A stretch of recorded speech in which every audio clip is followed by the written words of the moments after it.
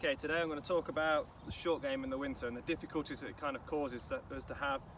Asks us a lot of questions. You could prefer lie at times and get a decent lie, but a lot of times you're going to end up with some sort of lie that's on the mud, kind of as this ball sitting.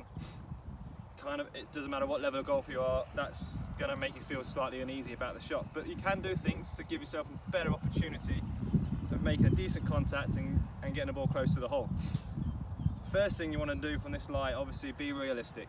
If you want to start to try and hit big flop shots from this over a bunker and stop it really quickly, that's a high tariff, high risk shot no matter what level of golfer you are. So kind of be a little bit more realistic in what you can do from this lie.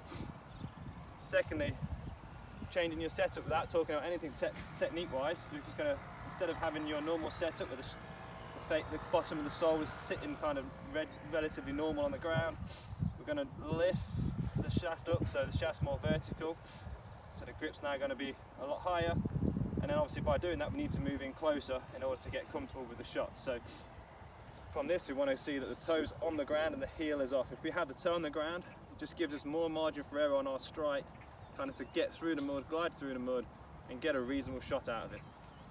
Secondly, when you're in that position, do not at any circumstance get the ball right back in the stance and your hands forward trying to get the ball first. Now, you could get a perfect strike, you could hit a really nice shot, but you're just as likely to hit the ball 2 feet in front of you, or maybe even scull it across the green. This is just exposing that leading edge. It's going to make it steep.